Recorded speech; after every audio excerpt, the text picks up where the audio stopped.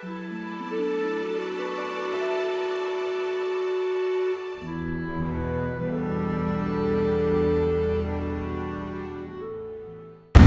යාළුවනේ කොහොමද ඔයාලට?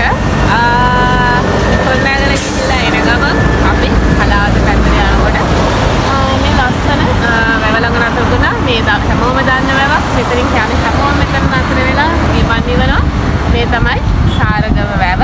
ඒ වගේම තමයි අර උඩින් තේන්නේ අපේ සාරගම පන්සල. ඉතින් මහන්සි දරන වෙලාවට විවේක ගන්න අපේ මේ දීර්ඝ ගමන් වල විවේකයක් ගන්න පොඩි විස්තරයක් ගන්න අතර වෙන තැනක් තමයි හැමෝම වගේ සාරගම. අර අපිට ඈතින් පේනවා සාරගම පන්සල. එතන අර ගල් තලාව මත තමයි පන්සල නිර්මාණය කරලා තියෙන්නේ. එතකොටම එතන අලුතෙන් හදපු පොදුදිරිම මහත්සේ නමකුත් අපි දකිනවා. හරිම නිදහස් පරිසරයක් තියෙන්නේ. හරිම නිස්කලංක නිදහස් පරිසරයක් තියෙන්නේ. අපිට පොඩ්ඩක් නතර වෙලා මේ ගහක් යට හේවනක වාඩි වෙලා ඉන්න පුළුවන් විදිහට මේ වැව වටේට නිර්මාණය කරලා තියෙනවා. හරිම ලස්සන රැයට කොක්කු ඉන්නවා. එකෙක් කුරුල්ල වගේ ඉන්න. අර රැයට හරිම ලස්සන. zoom කරන්න.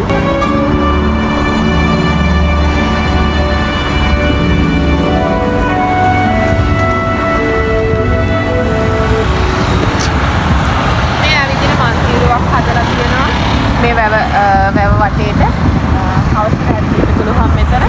ඒ වගේම අතර ගමන් යනකොට පොඩ්ඩක් නතර වෙලා ඊළඟට සාරගම කියන්නේ මේ සාරගම වැව ඉස්මත්ද.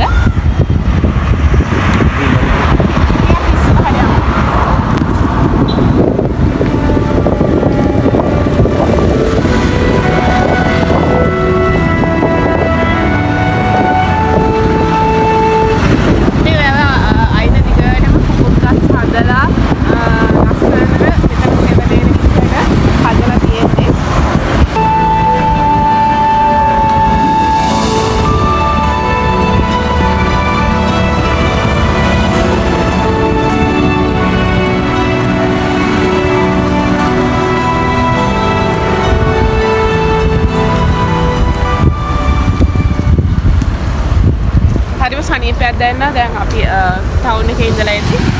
හරිම හැදෙන්න තියෙන අමාරුව ඔය ටික මේ රස්නෙත් එක්ක